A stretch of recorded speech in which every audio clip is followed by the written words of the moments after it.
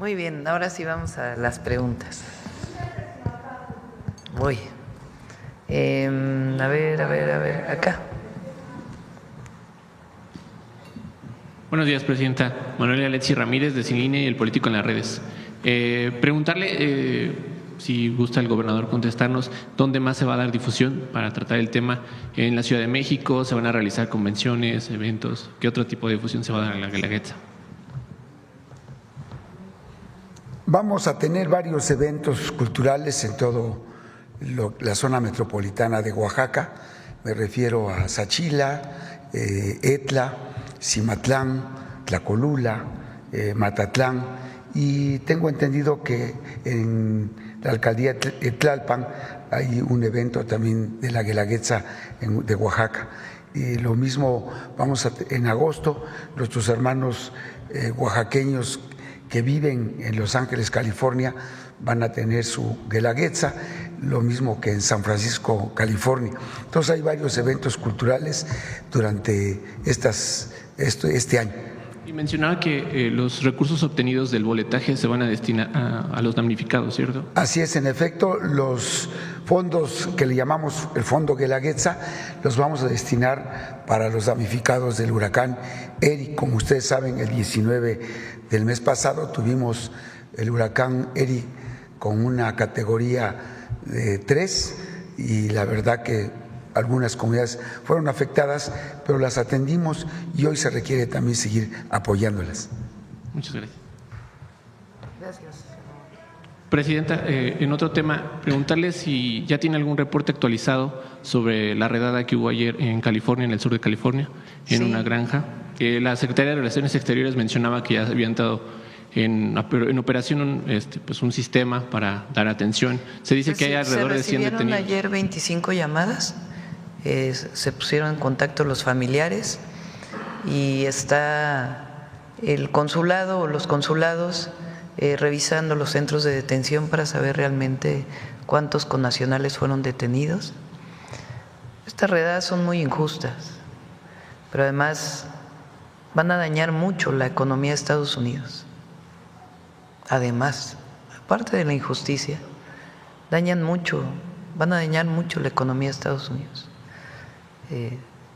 Las y los mexicanos, y no solo mexicanos, sino de otras nacionalidades, latinos, fortalecen la economía de Estados Unidos, la han levantado.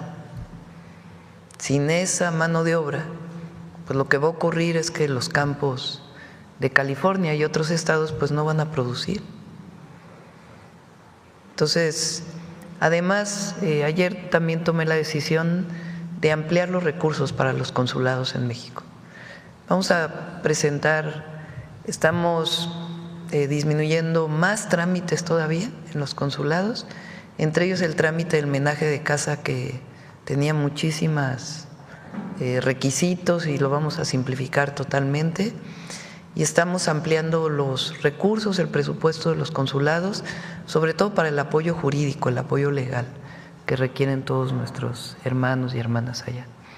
Los montos y todo los voy a platicar el día de hoy y el lunes con Hacienda, ya se los vamos a informar, pero que no falte ningún recurso para apoyar a nuestros hermanos allá. Entonces, ampliar los horarios, recuerden que el centro telefónico ya es 24/7, todo lo que se requiera para apoyar a nuestros hermanos allá. Entonces haría una condena enérgica, presidenta, a la actitud y pues incluso estaban usando gases lacrimógenos, se dice que usaron balas de dispersión. Es injusto, los migrantes no son criminales. Fueron allá, por supuesto que a buscar una vida mejor para sus familias, pero los necesita Estados Unidos.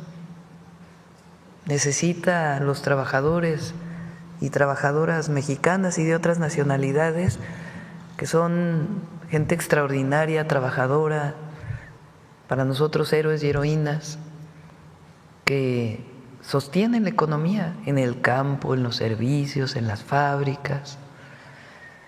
Entonces ellos también, además de la injusticia, pues están afectando la propia economía de Estados Unidos. Entonces, por supuesto que nuestro apoyo total, incondicional, y por eso estamos fortaleciendo el apoyo a los consulados. Entonces, un reporte con algunas cifras de cuántos detenidos mexicanos o connacionales se dará hoy. ¿Tienes ahí los datos de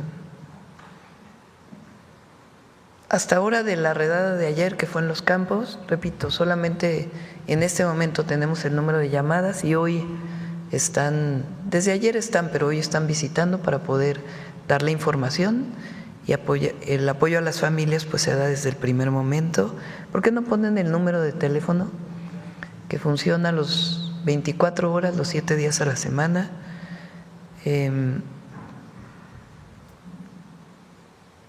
Del 20 de enero, vinculadas con redadas, porque además han llegado más mexicanos a nuestro territorio, son 355 personas detenidas, mexicanas, vinculadas directamente a las redadas. Pero hay, si te pasa a ver migración o la Secretaría, ¿cuántos de Gobernación? ¿Cuántos mexicanos y personas de otras nacionalidades han llegado al país desde el 20 de enero? ¿Aquí lo tienes? El total, desde el 20 de enero han llegado a México, principalmente en avión, aunque también por la frontera norte, 73.533 personas repatriadas. 73.533 personas, de las cuales 67.008 son mexicanos, mexicanas repatriados y 6.525 extranjeros. Desde que entramos nosotros al gobierno, que incluye un periodo todavía del presidente Biden, son 138.000 personas, de las cuales 126.000 son mexicanos y 11.000 extranjeros. También en temas internacionales, Presidenta, preguntarle si han estimado dentro del gobierno mexicano qué repercusión tendría este posible arancel con el que amagó ayer el presidente estadounidense Donald Trump a nuestro vecino y socio comercial también Canadá. ¿Esto representaría mayor tensión en la renegociación del tratado comercial? Está el equipo del gobierno de México en este momento en Estados Unidos, en Washington. La primera reunión es en la Casa Blanca, con representantes de la Secretaría del Departamento de Estado, del Departamento de Comercio, del Departamento de los Tratados Comerciales y del Gabinete de Seguridad de allá. Se fue una delegación de 5 personas encabezadas por el secretario Ebrard. Repito, el secretario de Relaciones Exteriores está en México, igual que el secretario de Hacienda, realizando otras labores, porque la primera reunión es a nivel de subsecretarios. Entonces, en realidad se fueron subsecretarios y va el secretario de Economía, porque más tarde va a haber una reunión con el secretario de los tratados comerciales de Estados Unidos. Entonces, vamos a informar que la próxima semana el resultado de esta reunión para poder ampliar más no solamente nuestro posicionamiento, sino toda la información relativa al comercio con Estados Unidos. Los temas que se tocan son 3 de este acuerdo integral que le planteé al presidente Trump, que es seguridad con respeto a nuestras soberanías y nuestra territorialidad. 2, cooperación en seguridad con respeto a nuestras soberanías. Migración, y ahí no solamente incluye el tema de frontera segura, sino también de nuestros connacionales que viven en Estados Unidos. Y 3, comercio. Son los 3 temas que se están hablando, y ahora que regresen ya podemos dar una visión más completa. Obviamente nosotros no estamos de acuerdo con los aranceles. Creemos que la mejor manera de competir del propio Estados Unidos es fortalecer el tratado comercial para competir mucho mejor con otras regiones del mundo. Esa siempre ha sido nuestra posición y la seguimos defendiendo y trabajando en particular pues sobre los distintos temas que he mencionado. Seguridad, migración, y que incluye nuestros connacionales allá, y comercio. México siempre optaría, presidenta, por un acuerdo y negociaciones comerciales trilaterales. Sí, pues nos fortalece que los tres países estemos juntos. Incluso nuestra posición ha sido ampliarnos para realmente hacer de América una potencia económica, cultural, social, en todos los sentidos. Por eso hablamos de que nuestra máxima es la cooperación para el desarrollo. Por supuesto, el presidente Trump tiene su propia visión y nosotros siempre vamos a buscar pues defender, en primer lugar, a México y a los empleos y al pueblo de México. Presidenta, también circula en medios un reporte del FICEN, parte del Departamento del Tesoro de Estados Unidos, respecto a que huachicoleros en México operarían muy cerca de las fábricas y centrales de Pemex. No sé si tiene algún reporte al respecto, y también se mencionó hoy en medios que la titular de Energía fue a una reunión para gestionar nuevos procedimientos para… No, es una reunión de la OPEP. Exacto. Fue Luz Helena González, secretaria de Energía. Es una reunión que se realiza cada determinado tiempo y ella nos representó como país. Entonces, ¿y sobre el reporte, presidenta, no tiene información? Sobre el reporte del FICEN, en el que dicen que los huachicoleros en México, incluso… Se están haciendo operativos diversos.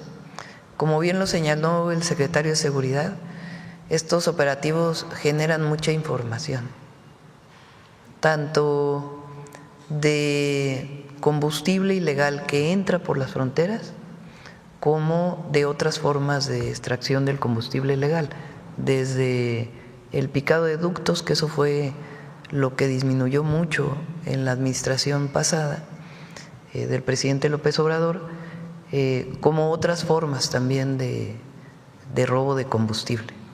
Entonces, conforme avanzan las investigaciones en estos operativos que se están haciendo y se fortalezcan las carpetas de investigación para las detenciones, pues ya vamos a ir informando más.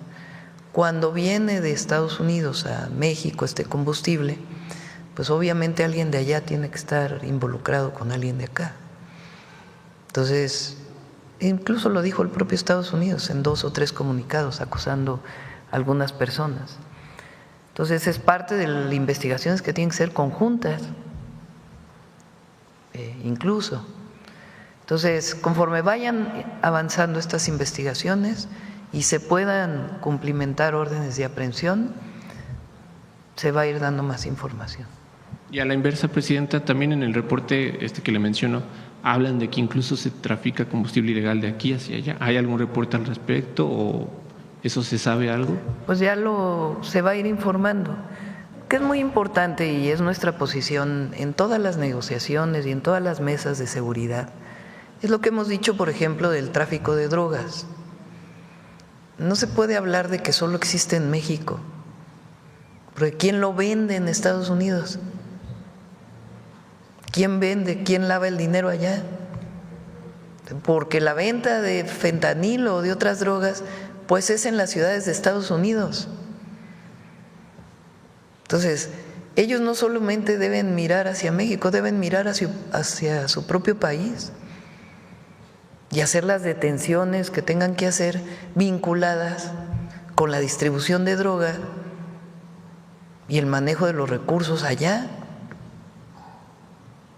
Igual, si hablamos de combustible, pues también es qué pasa allá. Entonces, por eso nuestra posición siempre ha sido, sí, nosotros vamos a ayudar a que no llegue droga a Estados Unidos, pues eso se hace hasta por razones humanitarias. Así como no queremos que llegue la droga a nuestros jóvenes, tampoco queremos que lleguen los jóvenes de Estados Unidos. Y se apoya y se trabaja conjuntamente y se colabora. También queremos que pare el tráfico de armas de Estados Unidos a México. Y también estamos esperando pues las detenciones del otro lado, que tienen que ver pues con la distribución y la venta de droga. Eso lo decimos públicamente y lo decimos en las reuniones que tiene el Gabinete de Seguridad con Estados Unidos, con el embajador. Lo hemos planteado abierta, pública y en privado. Eso es la colaboración, la coordinación en el marco del respeto a nuestras soberanías. Ya por último, Presidenta, abusando del tiempo, se sabe que hoy va a confirmar Ovidio Guzmán su culpabilidad en Estados Unidos. Usted había mencionado que cualquier imputación que se realizara en estas declaraciones tendrían que demostrarlos en Estados Unidos. ¿La oposición ha manejado esto para decir, no, pues que esperan? La oposición va a decir cualquier cosa. Ayer no vieron cómo se pusieron de molestos con el chocolate. No, bueno. Un chocolate que es el que más cacao tiene de todos los chocolates que se venden en el mercado. Hoy hasta, ¿cómo va a combatir la obesidad y va a producir chocolates? Tiene que ver con el abuso del consumo del azúcar. La obesidad no es que esté prohibido consumir chocolates. Primero. Y segundo, es un programa para apoyar a los campesinos pobres de México. Eso es lo que más les molesta. Si hay programas de bienestar, les molesta. Si hay apoyo para la producción de campesinos pobres, para comprarles a precio justo el cacao que se transforme y que se pueda vender en barra de chocolate para las tiendas del bienestar, les molesta. Les molesta que haya políticas para los pobres, les molesta que por el bien de todos primero los pobres. Ellos creen que si se apoya arriba algún día va a llegar abajo. Eso es lo que en el fondo les molesta tanto. Entonces, es un programa extraordinario y lo está llevando de manera ejemplar María Luisa Albores. Se apoya a los campesinos pobres, pequeños propietarios de Tabasco que producen cacao. Ellos mismos lo transforman para poder vender la semilla seca. Se transforma en chocolate con alto contenido de cacao, 50%. Busquen cuántos chocolates que hay en el mercado tienen 50% de cacao. Que no tenga conservadores. Y después se vende en las tiendas del bienestar, en las 25,000 tiendas del bienestar, como mercado justo. Bueno, ¿por qué les molesta tanto? Pues porque estamos apoyando a quien menos tiene. Hay unas exageraciones de que ahora y la obesidad y la… En fin, de igual manera, lo que digamos les va a molestar. Lo que buscan pues es… Y tienen derecho, no digo que no, pero bueno, que le suban el nivel a su crítica, la verdad, porque sí es muy lamentable. Y sobre el juicio de esta persona, es el juicio de esta persona. Lo que nosotros decimos es más bien los criterios que se están dando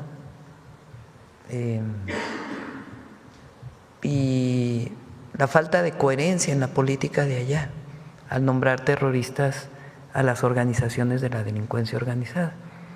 Todo lo demás pues, es parte de un juicio que se lleva. Acá. Sí, un caso muy doloroso, muy triste, muy difícil de imaginar que un ser humano sea capaz pues, de la explotación de menores. Entonces sí, se está haciendo justicia. Afortunadamente hasta… Sí, y gracias por la denuncia. No, y gracias a usted por todo lo que ha hecho por las niñas, Presidenta. Gracias. Yusbel Carolina, de Código Libre. Presidente, en este caso ya se va a cumplir un año de la detención del Mayo y el hijo del Chapo, y aún no se conoce la extraña sucesión de lo ocurrido. Entre los temas que se están tocando en Estados Unidos, usted dice que está migración, también está seguridad. ¿Esto se está tocando o usted en la próxima llamada, porque ya se va a cumplir un año y aún no se sabe exactamente qué fue lo que ocurrió, y los hechos de cómo fue todo? Sí, sobre todo el Departamento de Justicia con la Fiscalía General de la República. Es muy importante que se dé la información por parte del Departamento de Justicia, porque ellos al abrir la investigación y las órdenes en Estados Unidos, pues tienen que tener toda la información. Entonces el fiscal está solicitando toda la información relacionada con este caso y la ha estado solicitando. Entonces sí, nosotros igual en privado, en público, tiene que aclararse cómo fue esta detención. ¿Cree que estos atrasos que se están haciendo de Ovidio y de Joaquín, uno es para hoy, ahora el otro va a ser para el 15 de septiembre, sea parte de ello, de que se va a cumplir ya un año y se está atrasando esto? ¿Qué opinión le da usted? No, digamos, son los tiempos. No sé si el Departamento de Justicia o los jueces que están llevando estos casos hayan considerado este tema de los tiempos. No tengo, o sea, no llega hasta allá la información que nosotros tenemos. Tiene que ver con los propios tiempos del juicio en los Estados Unidos y las características de la justicia de Estados Unidos, de cómo se aplaza, etcétera, etcétera. Ahora, debe quedar muy claro que nosotros no los defendemos. O sea, lo que nosotros queremos es la aclaración. Pero no defendemos a ningún miembro de la delincuencia organizada, jamás, al contrario, hacemos nuestro trabajo para las detenciones que tengan que ser y la disminución de la violencia en nuestro país. Pero tiene que quedar claro para beneficio de la relación y además por lo que esto significó para Sinaloa en particular. Sí. Presidenta, con este cierre de la frontera por el gusano, ya ayer se explicó, pero se habla de pérdidas millonarias.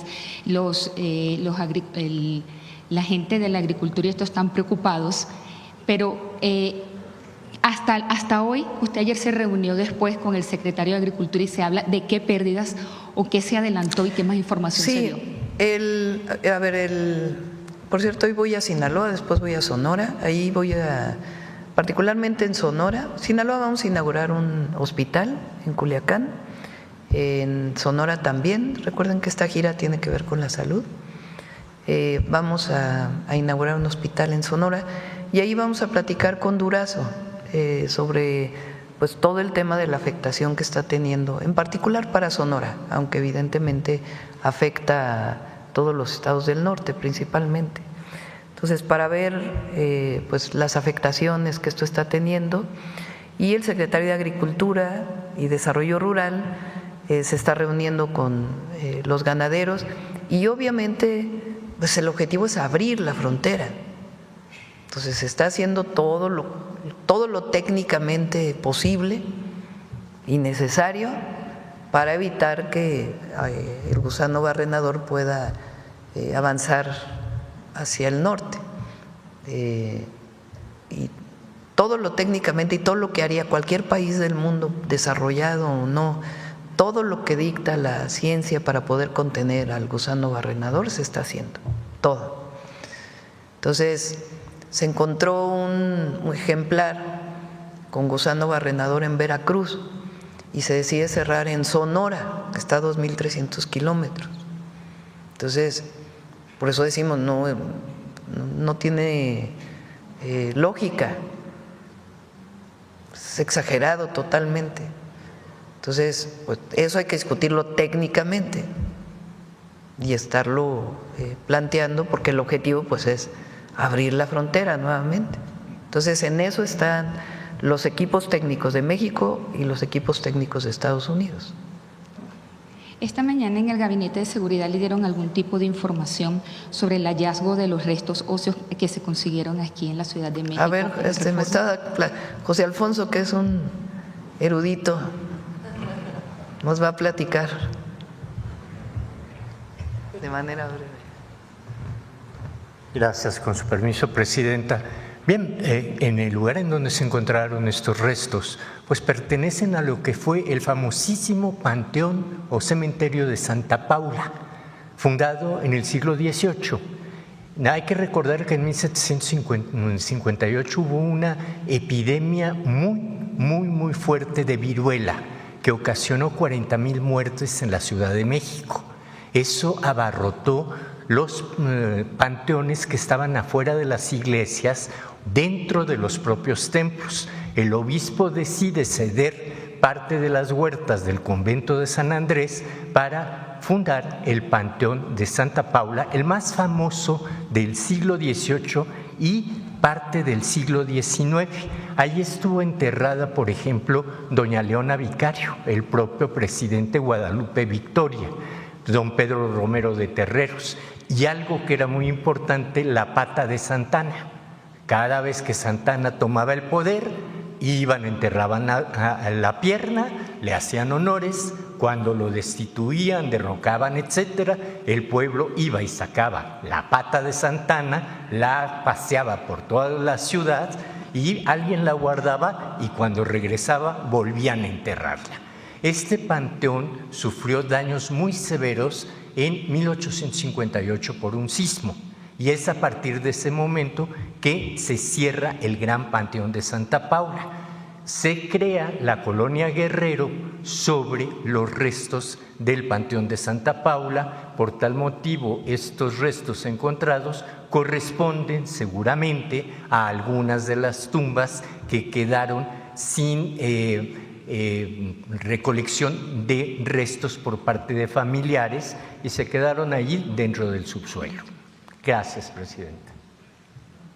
Obviamente se tiene que hacer la investigación por parte de la Fiscalía General de Justicia de la Ciudad de México, pero vale la pena pues escuchar la historia de la ciudad, porque existe una alta probabilidad de que esta sea la razón de por qué aparece. Y por último, Presidenta, luego de que se habló del apoyo por la zona oriente del Estado de México de 75.800 millones de pesos, que se explicó hace como una semana y media, ¿nos puede explicar en qué consistirían los mecanismos de blindaje para que esos recursos no sean utilizados o no se los roben y sean llevados a como se explicó aquí? ¿Cómo otra vez? Del dinero que se le va a dar al oriente de México, que son 75.800 millones de pesos. Estamos hablando de mucho dinero. ¿Cómo nos puede garantizar cómo va a ser el blindaje de este dinero? No sea desviado o no sea robado y se invierta de verdad en cómo. Son 75,000 millones de pesos durante el sexenio. La mayor parte de las obras van a estar los primeros 3 años. Son recursos que vienen del presupuesto federal, de la Secretaría de Infraestructura, Comunicaciones y Transportes, o de la Comisión Nacional del Agua, o de un fideicomiso que existe hace muchísimos años entre el Estado de México, la Ciudad de México y la Federación, que es el fideicomiso 1928, donde se reintegran el pago de derechos de agua por el Cutzamala y se utilizan para obras. Por recursos del Estado de México, de su presupuesto de egresos, también de la Secretaría de Movilidad o de las distintas secretarías, y por los municipios. En algunos casos se aplican de manera directa. Por ejemplo, el municipio de Catepec puede decir, a ver, el sendero seguro que me corresponde en esta calle lo vamos a hacer de manera directa. Otros recursos del presupuesto van a un fondo que va a administrar Banobras, y las obras las va a hacer principalmente la Secretaría de Infraestructura, Comunicaciones y Transportes o Conagua. Entonces no hay manera de que alguien meta mano a esos recursos porque se licitan y de manera transparente se dicen que se están utilizando, que eso hay que hacerlo para todos los habitantes del Oriente y para todo el país. Gracias. Sí. A ver, Carlos, ¿qué? Hola, doctora, ¿cómo está? Carlos Guzmán, de 4 Media Telecomunicaciones, Veracruz. Pues de inicio, comenzando con el gobernador, por ahí le hizo una invitación que si va a acudir a la Que si vamos a ir a Guelaguetza. la Guelaguetza, voy a hacer todo lo posible. Bueno, sí, es que sí le hizo la invitación con toda la Guelaguetza. Sí, que no, trajo. queremos mucho a Oaxaca, la verdad. Pero no piensa Mucho, acudir mucho. entonces. Vamos a tratar de ir, vamos a hacer todo lo posible. Perfecto. Pues cambiando de tema, el día de antier, si no me recuerdo, la secretaria de Gobernación se reunió con la consejera presidenta del INE, Guadalupe Tadei, ahí en Secretaría de Gobernación. No sé si le comentaron algo de los temas que acordaron, tal vez la reforma electoral, no sé si la contempla en parte incluir lo que diga la gente que sabe de elecciones, que en este caso es el INE. Por ahí conversábamos hace algunos días con la consejera Carla Humphrey. Ella trae un tema de la cuestión de digitalización, hablando de cuestiones de agencia digital y todo eso, de que se pudiera pasar ya del papel, en algunos casos, a lo que es el voto electrónico, básicamente en consulados, tema de las famosas casillas especiales que nada más tienen 700 boletas y que siempre son el talón de Aquiles de cualquier elección, y también en el tema de los OPLES, si se contempla retomar esta desaparición de los OPLES y concentrar todo en lo que es en el Instituto Nacional Electoral, que tiene juntas distritales ejecutivas que hacen, digamos, como espejo a los institutos locales electorales. No sé qué es lo que nos pueda comentar de esta plática que se tuvo en Gobernación. Bueno, no se habló de la reforma electoral en esa reunión, más bien fue una reunión pues que hay entre dos poderes y una plática cordial sin ningún tema en particular. Siempre pues tiene que haber relación entre los poderes, aunque sean autónomos, pues siempre tiene que haber coordinación. El tema de la reforma electoral ya lo vamos a tratar en su momento. Estamos haciendo una comisión especial que haga la propuesta y ya vamos a platicar de ello. Aprovechando que también está aquí el gobernador de Chiapas, de Oaxaca. Ya te cambiaron. Ya le cambié con el estado vecino. Hablar del tema que cada 19 de septiembre sale y que sabe que luego le damos seguimiento al tema del alertamiento sísmico. Dicen por ahí que lo que pasó en el caso de Texas, pues es que hay que tener mucho cuidado con ese tipo de cuestiones. El sistema de alertamiento sísmico mexicano, usted bien lo sabe, con esta red ECOS que usted formó cuando era jefa de gobierno, pues puede incluir más cosas, más aparte de los sismos. Puede incluir alertar por huracanes, alertar por sequías, alertar incluso por cuestiones de tornados, que aquí en México no se da. Es preguntarle, en el caso de alerta sísmica básicamente, que está por aquí el gobernador, se va a extender, aparte de Oaxaca capital, el alertamiento sísmico como lo tenemos aquí en bocinas, se va a extender por los teléfonos con el sistema que se le llama SMS, que Ese es nacional. ya va a ser nacional a partir del 19 de septiembre. Ahora, es muy importante porque ¿por qué sirven las alarmas en la Ciudad de México? Las bocinas que nos alertan de que viene un sismo. ¿Y cuándo funcionan y cuándo no? Un sismo que se dé, toquen madera, en alguna de las zonas de la falla de San Andrés, por ejemplo, o de otras fallas que creo que se llama la falla de San Andrés, no voy a haber equivocado. Sí. Luego ya ven que entonces cualquiera de las fallas donde esté el epicentro, las ondas, porque son ondas que se mueven sobre la tierra, pues tardan en llegar desde que inicia el sismo a la ciudad. Entonces, si tarda 1 minuto, 2 minutos en que esas ondas sísmicas desde el epicentro hasta una ciudad tardan 2 minutos, pues entonces las alarmas que suenan en el momento en que inicia el sismo, pues entonces le dan a quienes viven en la Ciudad de México los minutos suficientes para poder salir de su casa o ir a un lugar seguro, etcétera. Si el epicentro al lugar de, por ejemplo, Ciudad de Oaxaca, toquen madera, está a 10 segundos, a 5 segundos, pues no hay posibilidad de alertamiento, porque es en el instante, porque no hay manera de predecir que va a venir un sismo. Así como en los huracanes vemos que se está formando una tormenta tropical y tiene las probabilidades de que sea huracán y se va alertando con tiempo. Para decir, esta tormenta tropical puede convertirse en huracán, ya es huracán 1, ya es huracán 2, ya es huracán 3, y se alerta a la población para que se tomen medidas con tiempo de anticipación, aunque en el caso del Otis, pues ocurrió que fue en horas, que pasó de casi tormenta tropical a ciclón de 4 o 5. Ese caso pues era más difícil en 3 horas, aunque sí pues se dio información, pero no es lo mismo cuando se va formando la tormenta y se tiene pues por conocimiento científico, por mediciones que hay, por satélite, toda la información. En el caso del sismo no existe científicamente la manera de saber que viene un sismo. Entonces lo único que se puede hacer es a las poblaciones más alejadas pues tener estas alarmas sísmicas, alertas sísmicas. Entonces ahí donde se puede, porque los epicentros están a suficiente distancia, se usan estos mecanismos. Hay otras veces que no se puede porque pues es justo en el epicentro en donde están los efectos.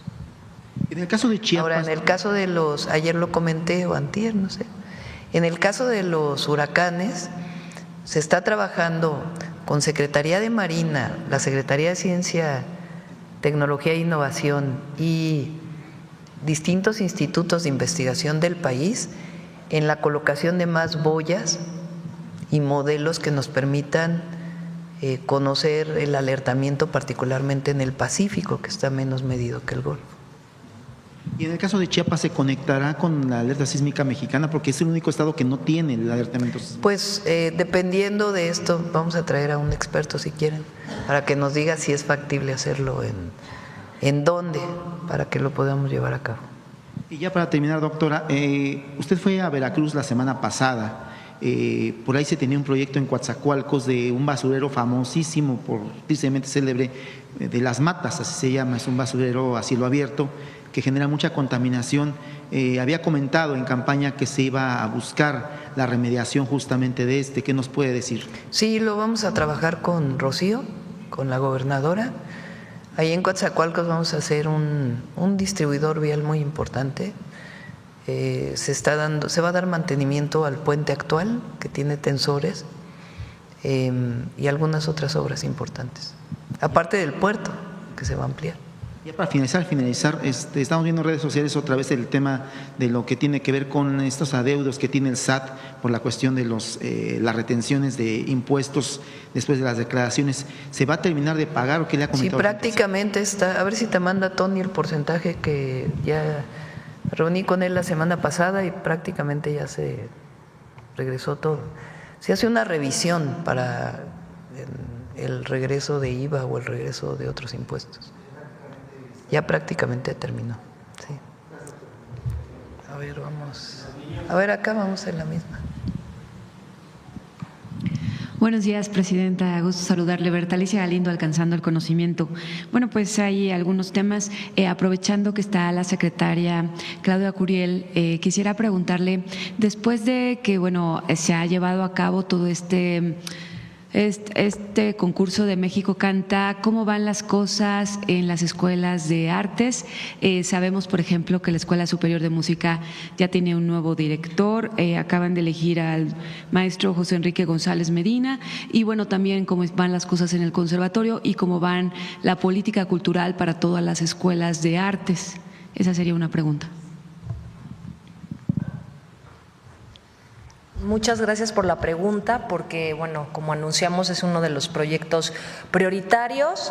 Ya están en curso las licitaciones, estamos a nada de arrancar todos los trabajos que se hicieron en el plan maestro para recuperar todas las escuelas, el equipamiento, el trabajo con los alumnos, justamente la elección de los directores de las escuelas, tanto en conservatorio como en la superior. Fue un proceso que se acordó también con los alumnos, con las alumnas, para que también pudieran formar parte de las decisiones de la escuela. Entonces yo creo que vamos muy bien. Me gustaría más adelante, presidenta, traer avances de cómo va el tema del sistema de educación artística y muy pronto se van a detonar ya todos los procesos de equipamiento, de remodelaciones y de intervención de mantenimiento mayor en todas las escuelas. Pero hemos logrado articular y trabajar muy de cerca con alumnas y alumnos, y es un proyecto que va muy bien, y me gustaría un poco más adelante presentar justamente estos avances y decir que es un proyecto integral que hace más de 40 años o quizá desde que se fundaron las escuelas no tiene una intervención profunda en temas tanto de actualización de los programas, de trabajo directo con los alumnos, como de equipamiento y de ampliación también de la matrícula. Hemos trabajado mucho con los estados para ampliar y para certificar y para que justamente los programas de estudios en educación artística pues tengan un alcance mayor con vocación nacional. Incluso en Oaxaca vamos a tener una escuela con el INA de restauración que el gobernador nos hizo el favor también de apoyar. Y bueno, estamos aumentando y creciendo de manera significativa el trabajo de educación artística y cultural con las escuelas también del INA. Y me imagino que eso es la promoción, ¿no? ¿Perdón? La promoción, o sea, concursos y cosas. Y sí, todo. También tiene que ver con el trabajo en investigación, va de la mano, es educación de la mano con los institutos de investigación que tenemos, y en todo eso se hacen un plan de trabajo de intervención profunda a 2 años. Entonces este año se hizo el plan maestro, inicia una parte muy importante, más del 50% de ese trabajo, y lo cerramos hacia el siguiente año con un trabajo profundo también en colaboración con los estados. Gracias. Muchas gracias. Presidenta, Además, también quisiera… hicieron gratuitas las escuelas, sí. ya Sí. no hay colegiaturas, las inscripciones. Sí, muy bueno. Presidenta, también quisiera preguntarle, en abril pasado, pues un grupo de científicos de la UNAM y de otras instituciones de varias partes del mundo publicaron un artículo en donde aplicaron inteligencia artificial y llegaron a la conclusión de que ningún país va a cumplir con los 17 Objetivos para el Desarrollo Sostenible, los ODS, que tiene como meta erradicar la pobreza, proteger el ambiente, el agua y más. Para este análisis utilizaron inteligencia artificial y analizaron, bueno, las causas pues son la pandemia, son muchas cosas por qué no van a llegar a esto, pero utilizaron inteligencia artificial y analizaron los datos y no por objetivo en particular, sino cómo se interrelacionan. Lo valioso del estudio no es decir que ningún país va a lograr los objetivos, sino que este análisis puede servir para replantear las metas, para hacerlas más alcanzables de acuerdo a cada país. ¿Usted consideraría revisar esta información y saber si este tipo de análisis con inteligencia artificial se está aplicando en el Gobierno de México o se pudiera aplicar en conjunto con las instituciones de educación superior, los centros de investigación, la CECITI, porque pues es un área especializada en algoritmos que todavía se tiene que desarrollar? Bueno, en lo que tiene que ver con disminución de la pobreza, México va muy adelante en los objetivos de desarrollo sustentable que fijó la ONU hace tiempo. No conozco el artículo, entonces no sé cómo se usó la inteligencia artificial. Lo que es cierto es que Rosaura está fortaleciendo el trabajo de desarrollo científico, tecnológico y humanista en el país. Lo vamos a fortalecer todavía en el 26. Recuerden que tenemos proyectos insignia, va muy adelantado el Olinia, la Casa de Diseño de Semiconductores, va muy adelantado también la fabricación y diseño de aviones no tripulados, de satélites. En el caso de las humanidades, particularmente del estudio y desarrollo de las lenguas originarias, de las lenguas indígenas. Entonces van muy avanzados esos proyectos. Ya habrá oportunidad de seguirlos presentando una vez que tengan resultados que se puedan mostrar aquí en la mañanera y obviamente en todos lados. Bueno, pues en otro tema, bueno, el mismo tema también de la inteligencia artificial. Hace un par de días, bueno, no es hace un par de días, hace unas semanas, el Tecnológico de Monterrey lanzó la convocatoria para el concurso Tech Prize 2025, una iniciativa que busca soluciones innovadoras para cerrar la brecha de habilidades laborales en América Latina, el Caribe, mediante el uso de la inteligencia artificial. Y bueno, pues aquí la pregunta es cómo pueden los trabajadores de la región aprovechar la inteligencia artificial para desarrollar habilidades. Aquí, en una ocasión previa, yo le pregunté sobre la regulación de la inteligencia artificial, que está avanzando ya en el Congreso, y también la SEP está planteando que las instituciones de educación superior incluyan a la inteligencia artificial en sus contenidos y que hagan capacitaciones. Aquí, ¿usted cómo consideraría que las empresas, las pymes, las MIPYMES, las instituciones, pues tengan esa capacitación para poder aprovechar lo mejor de la inteligencia artificial? Recuerden que en el Plan México puse un punto que está desarrollando en este momento Pepe Merino de la Agencia de Transformación Digital y la Secretaría de Rosaura de Ciencia, porque el objetivo es crear el Laboratorio Nacional de Inteligencia Artificial, que tiene muchas aristas.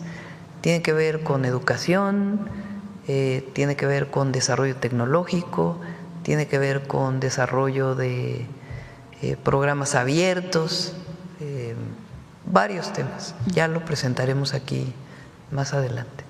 Y bueno, en ese sentido también la secretaria de la CECITI, la doctora Rosaura Ruiz, se reunió en la tercera cumbre académica y del conocimiento de la CELAC y la Unión Europea, en un mundo pues con una polarización tan tremenda y con lo que está pasando en las universidades de Estados Unidos y todo eso, ¿cómo este tipo de reuniones y muchas más usted considera que pueden ayudar a que haya más intercambios con los alumnos, a que pues por ejemplo Singapur mandó recursos humanos para fortalecerlos y tener después, ¿cómo se va a fortalecer toda esta parte del conocimiento y también de los recursos, porque pues hacen falta recursos para la ciencia?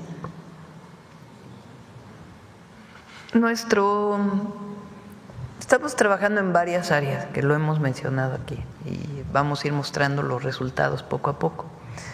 Uno de ellos es la educación media superior, el bachillerato nacional, con sus características regionales y que lo está trabajando Tania Rodríguez, que es la subsecretaria.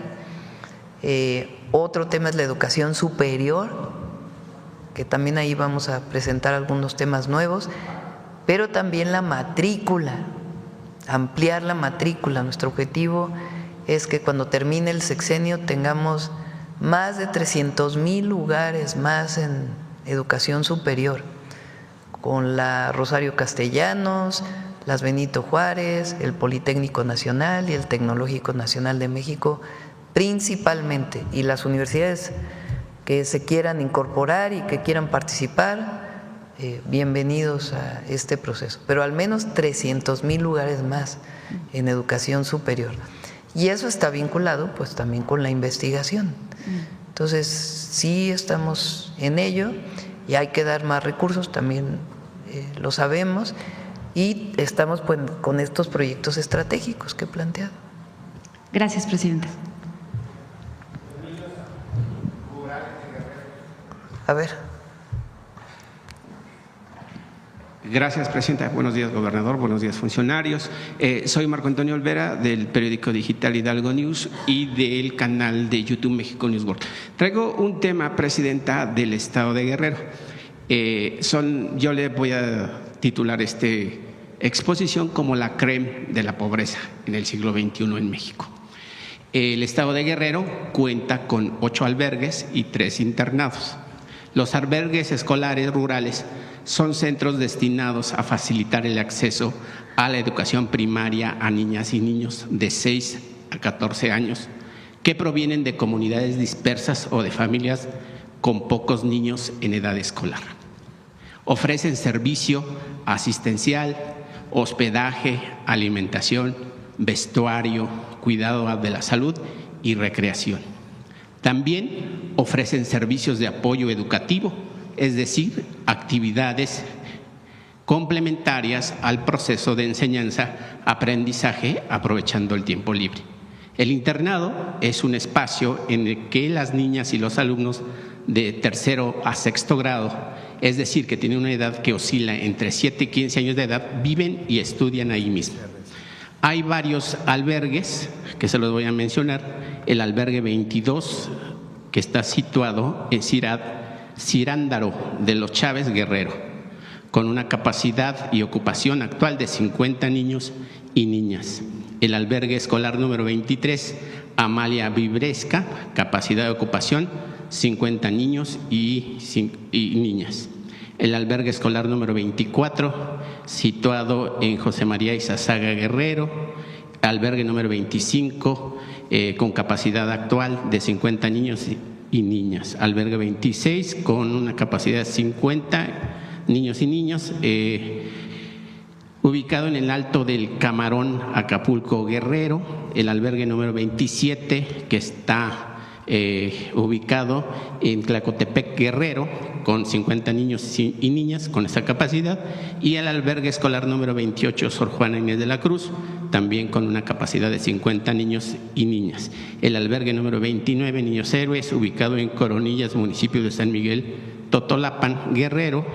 El internado número 20, ubicado en Coyulla de Catalán, Guerrero. El internado 21, ubicado en Tistla de Guerrero, y el internado 12, ubicado en Alpoyeca, Guerrero. Presidenta, todos estos albergues pues se crearon en la época del general Lázaro Cárdenas y también presidente de la República. Pues hoy me he encontrado con la novedad de que, imagínese usted, el gobierno federal o estatal le dan 30 pesos a cada niño para que puedan puedan desayunar, comer y cenar. 30 pesos.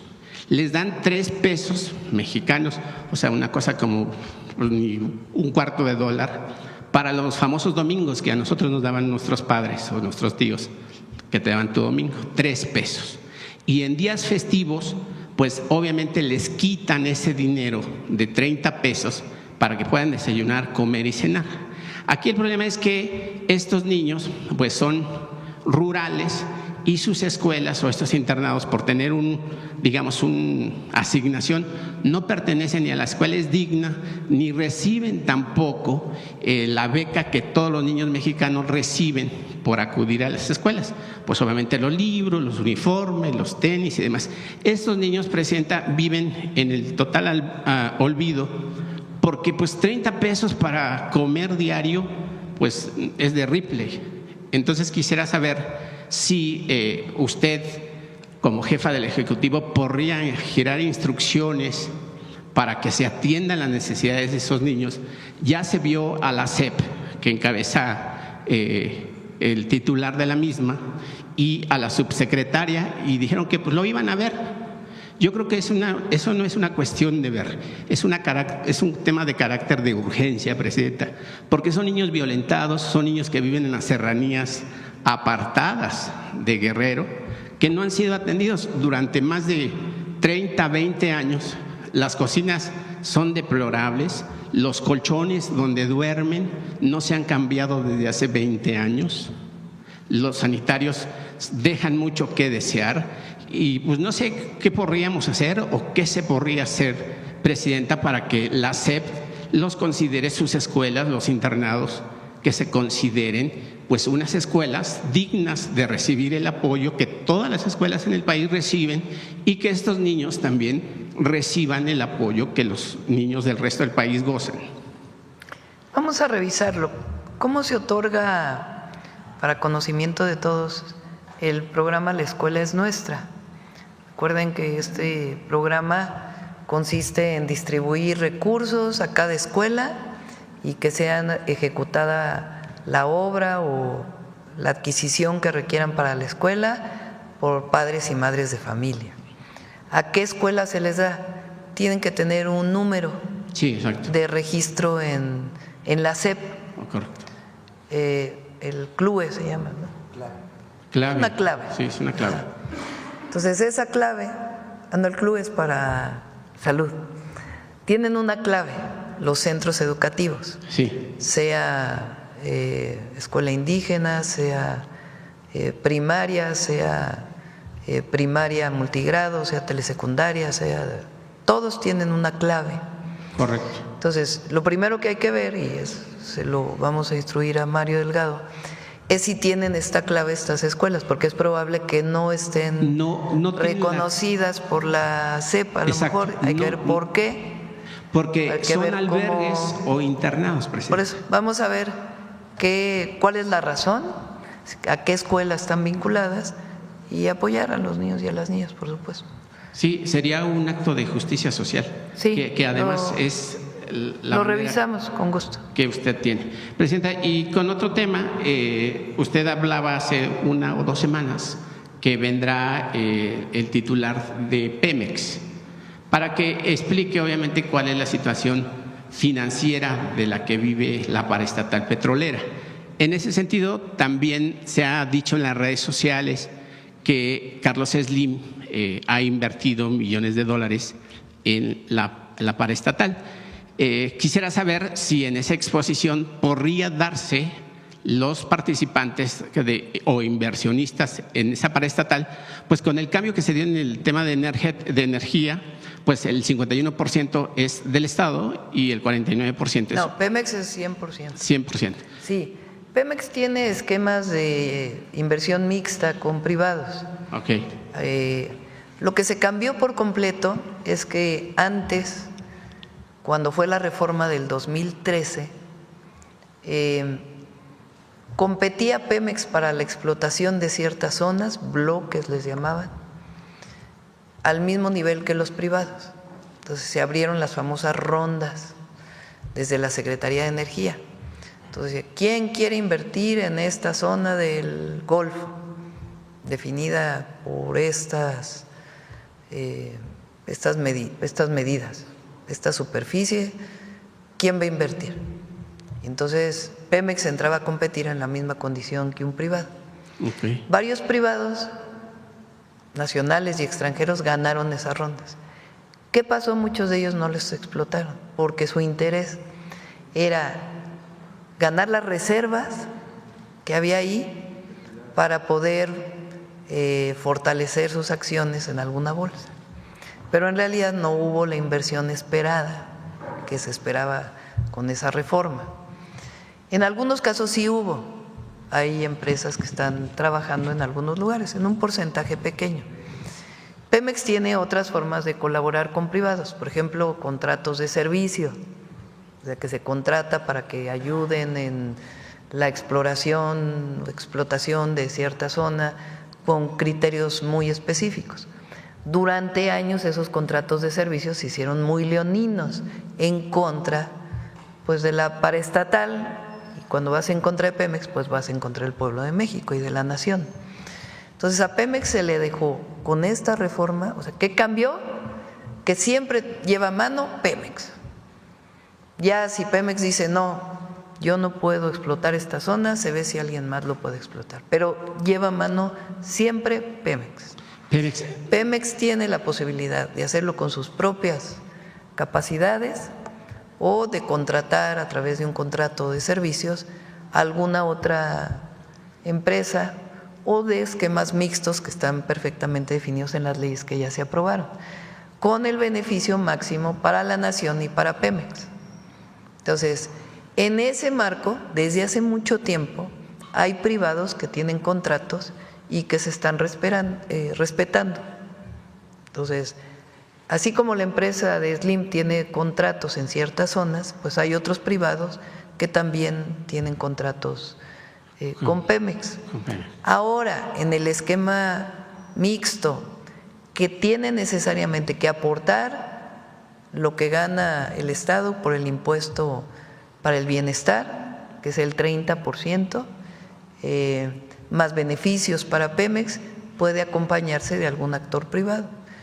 Desde la administración pasada se vio la posibilidad de que algunos de estos yacimientos, pozos en ciertas zonas pudiera acompañarse.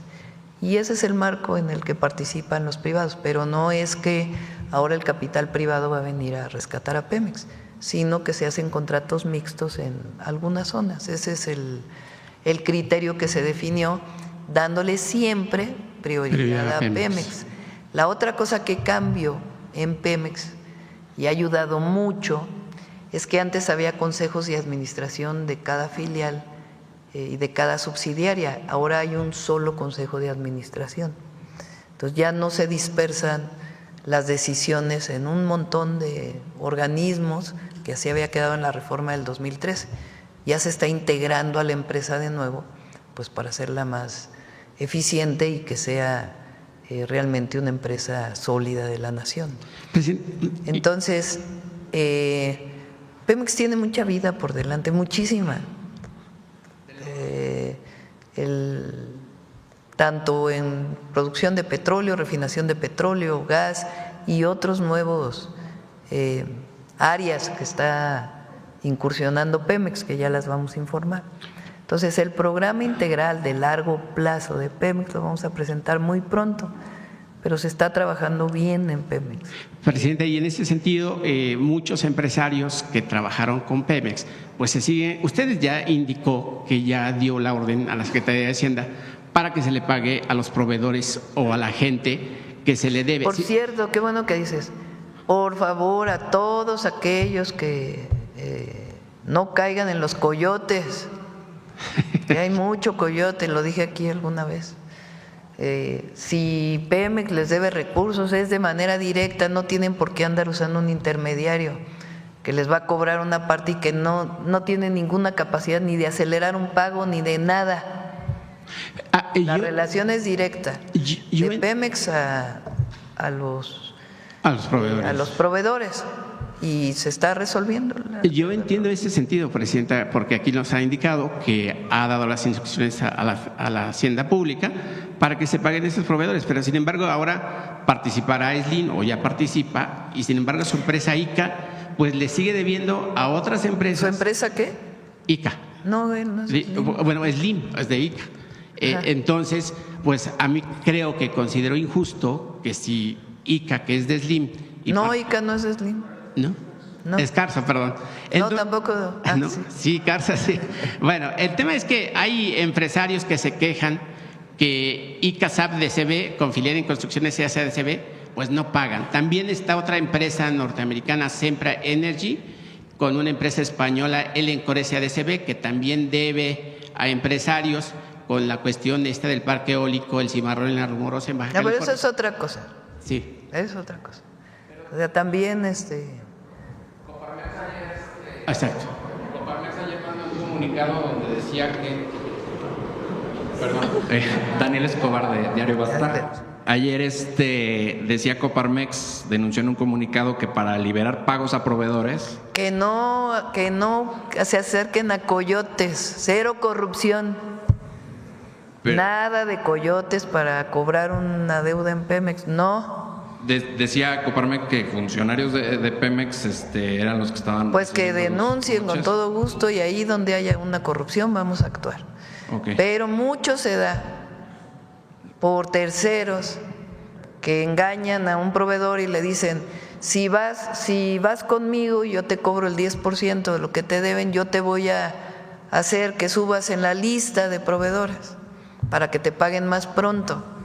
Eso no tiene cabida, pues.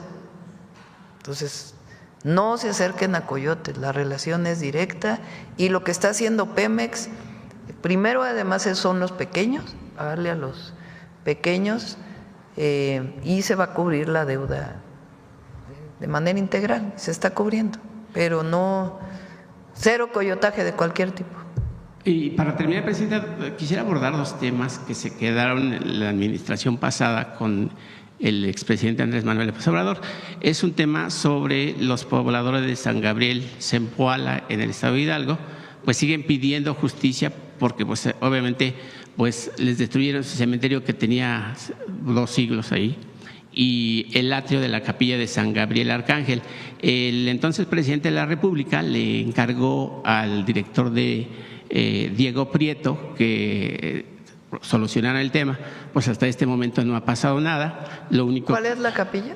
Es la capilla de San Gabriel en Zempoala, Hidalgo, y también destruyeron el cementerio y el atrio de la misma capilla, pues el alcalde que antecedió al que está actualmente. Y bueno, pues les siguen solicitando que el INAH intervenga. Cargamos ahí a Claudia que lo anote para que… Se hizo una restauración de templos dañados por el sismo particularmente, o los sismos, porque fueron varios. En Oaxaca se hizo una restauración de templos muy impresionante en todo el país. A mí en la Ciudad de México nos tocó también restaurar con recursos del gobierno federal a través del Instituto Nacional de Antropología e Historia, que tiene que ser a través del INAH, pues porque son patrimonios. Claro. Bueno, muchas gracias, presidenta. Sí. Bueno, a ver, por acá la compañera que no ha preguntado. Buenos días, presidenta. Yana Alcántar, del Laboratorio de Periodismo y Opinión Pública de Guanajuato. Presidenta, el pasado 19 de junio desapareció un menor de edad, José Juan Arias Solís, en Valle de Santiago, Guanajuato, presuntamente a manos de elementos del Ejército, la Guardia Nacional y la Agencia de Investigación Criminal. Esto durante un cateo sin orden judicial ni carpeta de investigación visible. ¿Qué garantías puede dar su gobierno de que las fuerzas federales no están cometiendo desapariciones forzadas y que hay consecuencias reales cuando lo hacen? No tienen ninguna instrucción de nadie para hacerlo. Si llegara a ocurrir en algún caso, se investiga y se sanciona como debe ser. Este caso, si nos das la información, por supuesto, revisamos. Sí, en este sentido… no somos los gobiernos del pasado. Y el general secretario, el almirante secretario, en el caso de las Fuerzas Armadas, tienen un sentido humanista siempre y de cumplimiento de la ley. Si hay algún elemento que hace alguna cosa que no es debida, se sanciona, pero en particular este caso, si nos das toda la información para que podamos informar a la gente. Sí, claro que sí. En este sentido, se podría solicitar a la Fiscalía que se agilicen las investigaciones para que las Fuerzas Armadas que se señalan entreguen estos datos o aclaren su participación en este operativo. Primero hay que ver cómo fue. Le voy a pedir a la Secretaría de Gobernación en particular que se acerque a Guanajuato para ver el caso este que estás mencionando y poder dar la información, y a partir de ahí pues ya podemos informar más. Y por último, presidenta, ¿cómo puede su gobierno frenar la criminalización de adolescentes o menores de edad detenidos en estas circunstancias y qué intervención tendría para la búsqueda? Vamos a revisar el caso, porque primero hay que saber si es cierto o no lo que planteas, no por dudar de tu palabra, sino que hay que investigar si esto es cierto, si es cierto cuál es la sanción, pero nuestras leyes y nuestra instrucción como presidenta es la no criminalización de la juventud. Entonces, en el caso de que haya habido una situación así, tiene que sancionarse con todo el peso de la ley y acercarse a las familias, obviamente, a las víctimas. Muchas gracias, presidenta. Sí. Bueno, la última pregunta a la compañera de allá atrás, ¿para qué?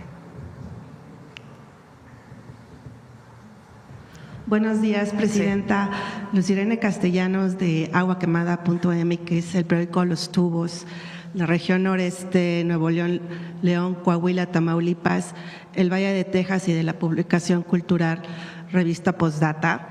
Le pregunto, el inventario de emisiones contaminantes que se ordenó en noviembre de 2024 como paso previo a emprender medidas contra la contaminación en el área metropolitana de Monterrey, tardará entre 10 y 12 meses. Reveló hace unos días el secretario de Medio Ambiente de Nuevo León, Raúl Lozano. El gobernador de Nuevo León se reunió también hace días con el director de Pemex para abordar la problemática de la refinería de Cadereyta. Y ayer la Profepa clausuró de manera temporal la empresa Zinc Nacional por rebasar los límites permitidos por la norma ambiental. Presidenta, ¿qué nos puede decir al respecto? ¿Y cuáles son los avances de los que le ha informado la secretaria Alicia Bárcena?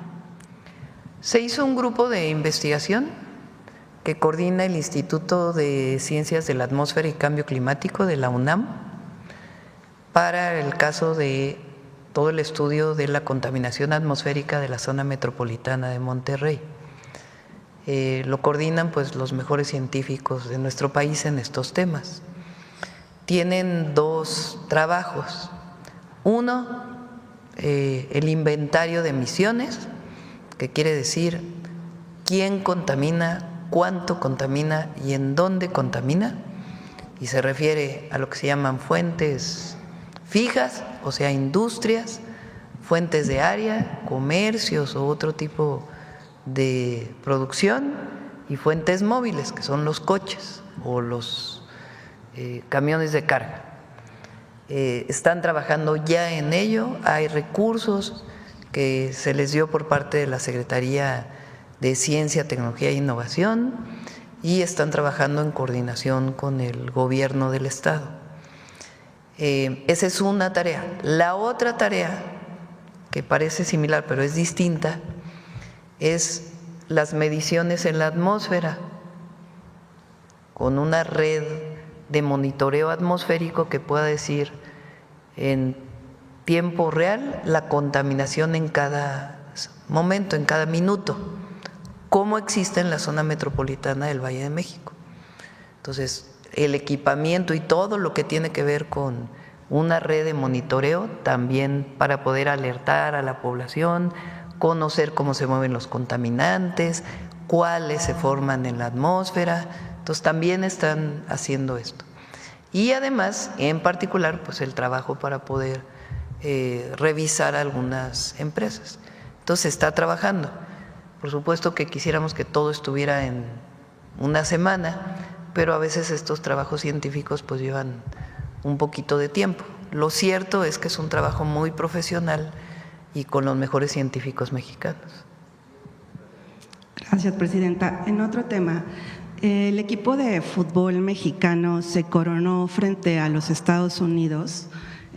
Congratulaciones. La Copa de Oro. Sí. Ajá, pero bueno, ese espectáculo es un negocio neoliberal de la FIFA y las televisoras. Igual, bien por estos deportistas. Pues todo, ¿no? Todo el fútbol y muchos de los deportes son, aparte del deporte, pues son negocios, ¿no? ¿Y qué nos puede decir de los otros atletas, los que son auspiciados por la CONADE?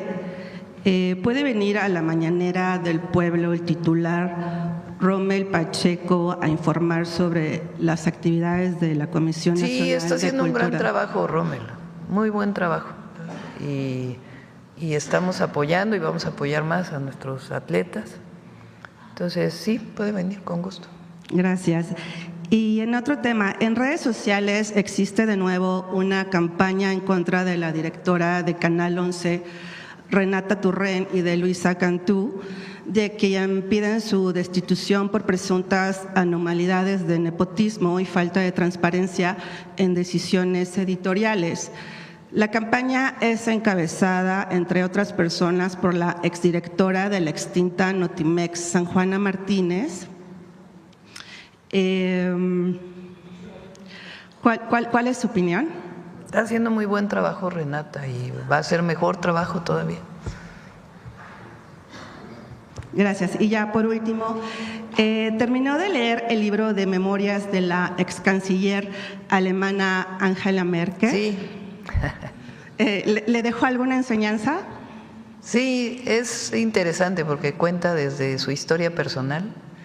Ella nació en la Alemania Oriental, lo que era la Alemania Oriental, la RDA, y cuenta pues cómo fue el proceso de transición desde su perspectiva personal, de su familia, cuando cae el muro, y después cómo llega a la política, a ser canciller de Alemania, y las decisiones importantes que toma en determinados momentos. Algunas pues obviamente no podemos no coincidir, pero es muy interesante desde el punto de vista personal su visión y cómo cambia pues su vida a lo largo del tiempo. Y en estos días, ¿qué libro está leyendo, presidenta? Estoy leyendo un libro, porque vamos a hablar de eso, de una autora muy conocida, se llama Una patria con madre, y habla de la Malintzin. Muy interesante, y vamos a hablar de eso este año, porque es el año de la mujer indígena. Y Malinche, o Malintzin, que también en algún momento Cortés es reconocido como Malinche, eso lo sabe más aquí mi querido José Alfonso. Tenemos un grupo de trabajo de antropólogos, de historiadores, de filósofos, sobre este personaje tan importante, tan calumniado, y es muy importante su reivindicación con sus características particulares. Entonces, ya que pase el 26 de julio, que recuerden que es la celebración de Tenochtitlan, de la fundación de Tenochtitlan, vamos a empezar a hablar de Malintzin. Entonces, por eso estoy leyendo este libro. Gracias. ¿Y su diario de la transición, cuándo saldrá a la venta? Pues ya está en la editorial. Y nos Ya, leería aquí espero algunos unos fragmentos, algunos párrafos. Pues ya que salga mejor. Es un diario muy descriptivo y de un momento histórico muy emotivo. Pienso yo no solo de manera personal, sino pues para la historia de México. Nunca había habido una transición tan tersa. Hay algunos que les molesta esto también, porque hay continuidad en la transformación y avance en la transformación. Pero ese es el sentido, algo descriptivo y algo de pues lo que vivimos en aquel momento de transición y de recorrido por el país con el presidente López Obrador. Entonces ya está en la editorial, espero que pueda estar pronto. Gracias. ¿Sobre qué? Adelante. Le agradezco mucho, señora presidenta, que me permita aclarar esta circunstancia. Hasta nervioso me puse. Hace un par de meses divulgué una serie de informaciones relacionadas con la situación en los diferentes medios públicos. Le llamé las turbulencias en los medios públicos. Y entre todos esos asuntos destacó uno, se volvió muy escandaloso, la serie de señalamientos que hice sobre lo que está ocurriendo en el Canal 11. La directora de ese canal realizó una serie de nombramientos que desde mi punto de vista, mío, me parecen irregulares o por lo menos sorprendentes. Uno de ellos nombró como director de Finanzas y Administración a un sujeto cuya trayectoria profesional es absolutamente oscura y absolutamente inadecuada para un canal como el 11 y menos en un momento de transformación como el que vivimos. Ese sujeto, de nombre Héctor David Sánchez, fue durante más de 10 años empleado de Ricardo Salinas Pliego y conoció, aprendió y se mimetizó con la forma en la que hace televisión. ¿Quién es el administrador ahorita, Canal 11? Ya lo corrieron, se llamaba Héctor David Sánchez, esto lo dije en abril. Este sujeto fue vocero de director de comunicación social en el gobierno de Aguascalientes y lo acusaron penalmente de robar. Por eso, ¿quién está ahorita de administrador?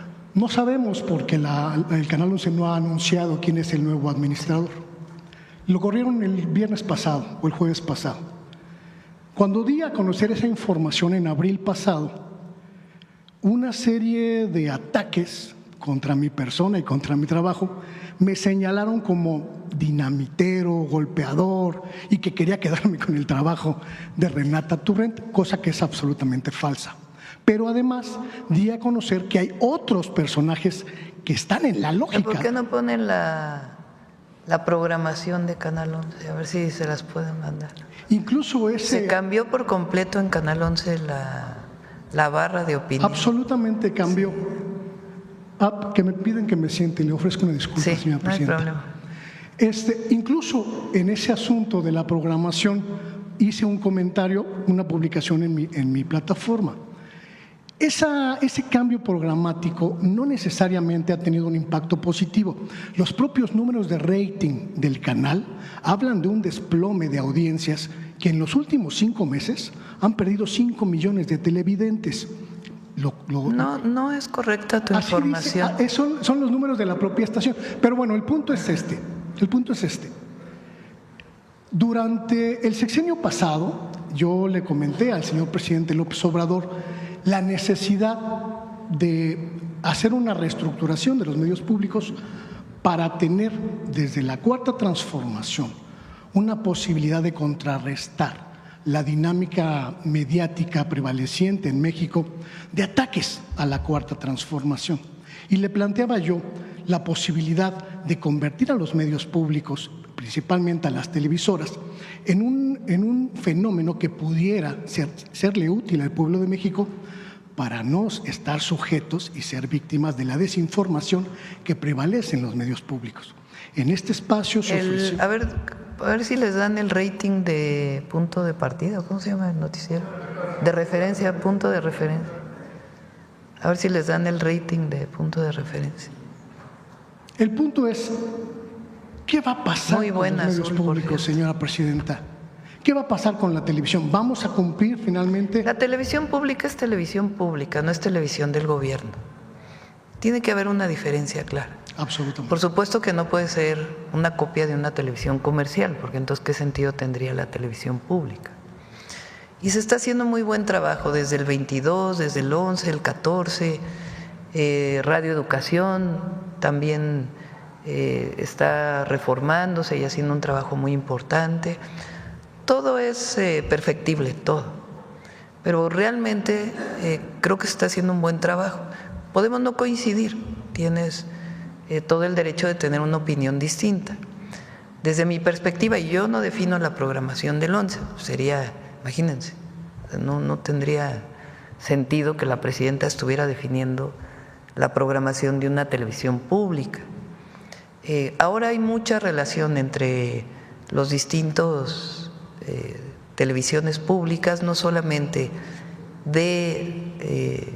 que dependen de Secretaría de Cultura o de Radio y Televisión, sino también de los estados, pues porque hay que compartir programación, hay que juntar recursos para poder hacer cosas nuevas, innovadoras. Entonces, sí cambió la dinámica de Canal 11, sí cambió. Yo no coincido contigo que es negativo, considero que es positivo y todo es perfectible y hay que mejorar, pero no hay un asunto de malos manejos en Canal 11 ni nada que tenga que ver con ello. Solo una última pregunta de este tema. ¿Puedo tener la garantía de hacer mi trabajo periodístico sin que se utilicen las estructuras del Canal 11 para atacarme públicamente y para señalarme de golpeador, de extorsionador, de mentiroso? Porque eso fue lo que ocurrió en abril pasado. Pues a ver que se revise y no. Las redes sociales son muy especiales. Desde el gobierno no debe haber una, como hacen en otros lados, un uso de las redes para denigrar el trabajo de nadie. Debe haber debate. Hay algunas redes que se han especializado por los bots, por los robots, por todo lo que está asociado, los troles, etcétera, en denigración de personas. Lo que ven, nada más lo que dicen de mí en las redes. Y muchos de ellos ni personas son, comparado con lo que dice la gente, pues. Entonces, hay que revisar, pues, si hubo alguna persona que hizo esto, no debe ser. Pero puede haber puntos de vista distintos sobre el papel de la televisión y las radios públicas. Pero yo considero que están haciendo un buen papel.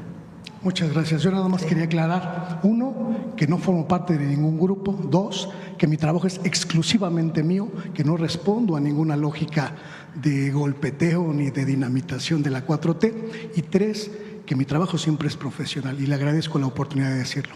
Gracias.